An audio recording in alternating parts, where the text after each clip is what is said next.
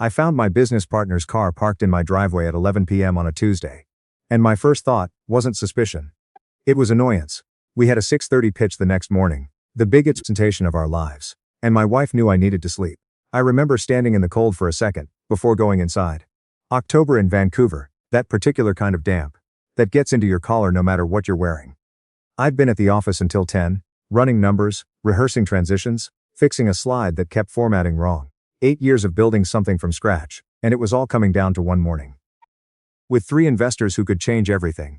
His name was Curtis. We'd met in our early 20s at a construction management firm in Burnaby, where we were both junior project coordinators. Bottom rung, coffee fetching, photocopy, running guys who ate lunch on the tailgate of a company truck, because neither of us could afford anything nearby. We became friends the way you do when you're young and broke and stuck together 5 days a week. Started talking about what we'd do differently if it were our firm. Better systems, smarter contracts, a focus on mid-size commercial retrofits, instead of chasing every residential job that came through. By 28 we'd saved enough to incorporate. We named the company after nothing, just 2 letters from each of our last names smashed together. Which felt clever at the time. My wife had been with me since before the company existed. We met in university. She was studying social work, I was in civil engineering, and we ran into each other at a mutual friend's birthday that neither of us wanted to attend. We got married at 26 in a small ceremony, in her parents' backyard in Kelowna. No destination wedding, no big production. Her mom made the cake. It rained for 20 minutes then stopped. For the first few years of the business, she worked 2 jobs. While I put almost everything we earned back into the company. She never complained. That's not me rewriting history. She genuinely never did. She understood what we were building. At least, I thought she did.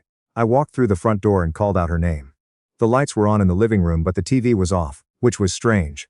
I set my bag down, called again. She came out of the kitchen and her face did something I didn't understand right away. Not guilt, exactly. More like a rehearsed calm. Curtis was behind her, leaning against the counter with a beer in his hand. Smiling. Had I just said something funny?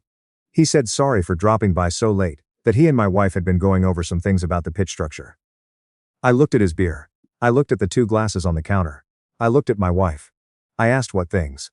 He said just the flow of the opening. How I sometimes rushed the first 2 minutes. I stood there and the room felt like it had been rearranged slightly. Everything, in its place but nothing quite right.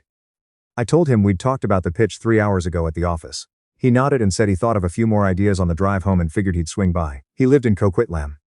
Nobody swings by from Coquitlam. I don't know what made me do what I did next. I'm not a suspicious person by nature. I've never gone through anyone's phone. Never checked receipts. Never had that jealous instinct that some people describe. But something in the 2 feet of air between them made me ask her directly, in front of him, whether everything was okay. She said of course. I said I meant between us. There was about 2 seconds where neither of them moved. That was enough. I told Curtis to get out of my house. He started to say something and I says it again, quieter. Which I think scared him more. He put the beer down and picked up his jacket from the chair. His jacket, on my chair, in my house, and walked past me without making eye contact. After the door closed, she started talking immediately. That's the part I remember most vividly. Not what she said, but that she started immediately. Like she'd been waiting, like the words had been queued up. She said it wasn't what I thought. I've been told that's the most common sentence spoken in moments like that one. I believe it now. I didn't scream. I didn't throw anything. I went to the bedroom, sat on the edge of the bed, and stared at the carpet for I don't know how long. She stood in the doorway talking. I heard fragments. She'd said she was confused. She said nothing had really happened. She said she'd been lonely. That last one landed differently than the others. I'd been working 80-hour weeks to build a company that was supposed to be our future. She said she was lonely. I asked her how long. She said it was nothing, just a few weeks of talking. It hadn't become anything serious. I asked her again how long. She looked at the wall behind me. 4 months, she said. Curtis and I had a pitch at 6:30 the next morning. I slept on the couch. I'm not sure I actually slept. I lay there in the dark and thought about 8 years of friendship and what it costs to start a company, and the particular humiliation of being the last to know something that apparently had a timeline. At 5:15 I got up, showered, put on the suit I'd hung by the door the night before, and drove to the office. Curtis was already there. He was standing by the coffee machine in a gray blazer, and he looked like he hadn't slept either, which gave me no satisfaction whatsoever. I want to be clear about what I did next because I've told this story before. And people always say they would have walked out, or confronted him, or blown the whole thing up on the spot. Maybe they would have. I didn't. I sat down at the boardroom table and opened my laptop and went through the pitch deck one more time. Curtis sat across from me. Neither of us said anything for about 20 minutes. Then he said my name, quietly. And I looked up and told him that if he said anything, except the words related to the presentation before the investors arrived, I would make sure the morning went very badly for both of us. He didn't say anything. The pitch went well. I know that sounds absurd given the circumstances, but I'd spent 8 years learning to perform under pressure on job sites, and in city hall meetings, and across tables from contractors twice. My age who wanted to see me fail. I gave the opening, hit the numbers, answered 3 hard questions from the woman at the end of the table who had that particular way of listening where you can't tell whether she's impressed or bored. Curtis handled the technical breakdown. We'd rehearsed it enough times that it ran on its own. 2 of the 3 investors signed letters of intent that afternoon. I drove home, changed my clothes and started making calls. The first was to our company lawyer. I told him I needed to understand my options regarding a partner buyout. He asked if everything was okay. I said it would be. The second call was to my wife. I told her to stay at her sister's place for a few days while I figured out what I wanted to do. She started crying. I said I wasn't angry on the phone, which was true. I wasn't angry anymore. I was just very, very clear. I won't pretend the next several months were clean or simple. They weren't. A business partnership and a marriage don't unwind neatly, especially at the same time. There were mediators and lawyers, and a financial audit that Curtis's team initiated, and that found nothing. Because there was nothing to find. There were conversations with mutual friends who felt they had to pick side. And mostly picked the side.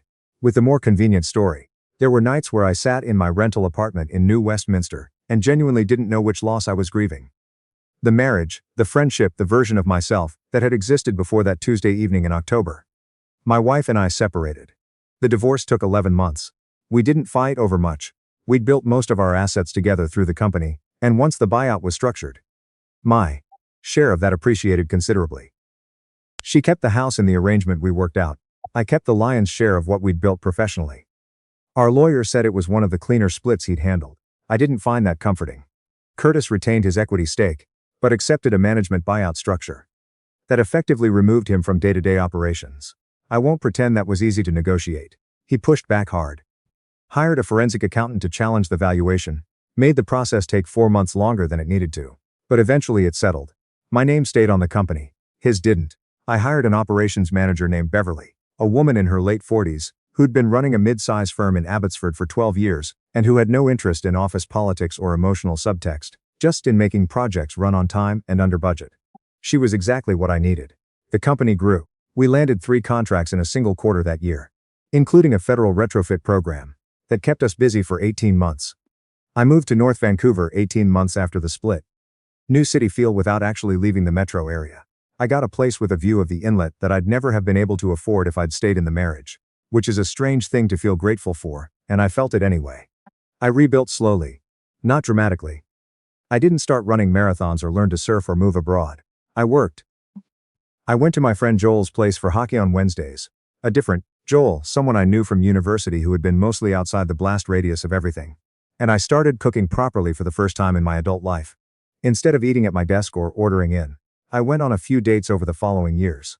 Nothing serious until I met someone through a friend at a fundraiser for a community land trust. A woman named Francesca, who worked in urban planning and had opinions about transit policy that she'd share without prompting. And didn't apologize for. Which I found immediately appealing. We took things slowly. I was in no rush. I didn't speak to Curtis for nearly 4 years. I didn't speak to my ex-wife either. Not out of bitterness, but because we'd said everything there was to say, through people with law degrees, and I didn't see what more conversation would accomplish. Then on a Sunday afternoon in late March, my phone rang. Unknown number. I almost didn't answer. It was my ex-wife. She'd gotten my new number from someone I'd never think to ask about, which told me she'd been trying for a while. Her voice sounded different, quieter, and not in the way people get quiet when they're being careful. In the way they get quiet when something has actually happened to them. She asked how I was. I said fine. There was a pause. Then she told me that Curtis had left her. I don't know what I expected to feel. Satisfaction, maybe, or something sharp and immediate. Instead I felt almost, nothing. Not because I'd stopped caring about what happened to me.